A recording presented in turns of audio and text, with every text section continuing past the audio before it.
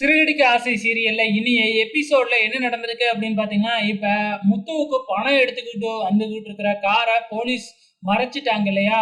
அதுக்கப்புறம் நானே போய் வாங்கிக்கிறேன். நான் தான் கையெழுத்து போட்டேன்ல. கார் எங்க நிக்குதுன்னு சொல்லுங்க. அவங்க கிட்ட நானே போய் பணத்த வாங்கிக்கிட்டு கட்ட வேண்டிய இடத்துல போய் கட்டிடுறேன் அப்படின்னு முத்துவே போய் அந்த இடத்துல பணத்த வாங்கிக்கிட்டு, இங்க ஏலம் நடக்கிற இடத்துக்கு கிளம்பிடுறாப்புல. அதுக்குள்ள இங்க ஏலத்தையும் ஆரம்பிச்சிடுறாங்க. ஃபர்ஸ்ட் மீனா வந்தாங்க இல்லையா? அதுக்கு பின்னாடியே நம்ம அண்ணாமலையும் வந்துடுறாப்புல. இந்த பக்கம் என்னடான்னா, சிந்தாமணி 2 பேரையும் பார்த்து நக்கல் அடிச்சுட்டு, இதுக்கப்புறம் இந்த வீடு எனக்கு தான் வரப்போகுது, பார்த்துக்கலாம் அப்படின்னு சொல்லிட்டு உள்ளார போயிட்டு ஏலத்த ஆரம்பிக்கிறாங்க. இப்படி ஏலம் கேட்டுக்கிட்டே இருக்கிறாங்க. கடைசியா சிந்தாமணி 52,00,000ன்னு கேட்டதுக்கு அப்புறம் யாருமே கேட்கவே இல்ல. ஏன்னா இது எல்லாமே அவங்களோட ஆளு தானே. அதை மீறி யாரும் கேட்க மாட்டாங்க இல்லையா? அப்படி ஏலம் 52,00,000 கேட்டதுக்கு அப்புறம் 1 தரம், 2 தரம், 3 தரம் அப்படின்னு சொல்ல போற நேரத்துல கரெக்டா நம்ம முத்து வந்து நிப்பாட்டிடுறாப்புல. இவங்களுக்கு கட்ட வேண்டிய மொத்த பணமும் நான் எடுத்துக்கிட்டு வந்துட்டேன் அப்படின்னு சொல்லி பணத்தை எல்லாம் கொடுக்குறாங்க.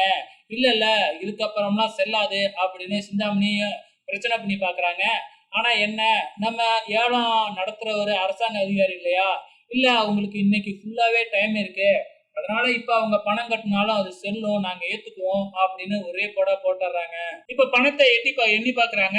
சோ அதுல 28,00,000 தான் இருக்கு.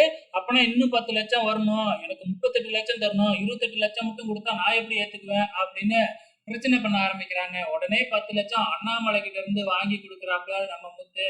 அதுக்கப்புறம் தான் பிளாஷ்பேக்ல சொல்றாங்க. என்ன 10,00,000 தூக்கியாச்சே, எப்படி குடுப்பாங்கன்னு தான் நினைச்சேன். நீ எல்லாம் இந்த அளவுக்கு ஃப்ராடுத்தனம் பண்ணுவேன்னு ஏற்கனவே நாங்க பிளான் பண்ணிட்டோம் அப்படின்னு முத்து ஒரு சின்னதா பிளாஷ்பேக் சொல்றாப்புல. அதாவது மீனா கிட்ட பணம் கொடுக்கவே இல்லை. ஆனா மீனா கிட்ட இருந்து ஏதோ போலியான ஒரு பைய தான் திருடிக்கிட்டு போயிருக்காங்க. உண்மையான 10,00,000 அண்ணாமலைய ஆட்டோவில் எடுத்துட்டு வர சொல்லியிருக்கிறாப்புல நம்ம முத்து. சோ அதனால இப்ப வீடு நம்ம முத்து கைக்கே வந்துருச்சு. இதுக்கப்புறம் என்ன நடக்க போகுது?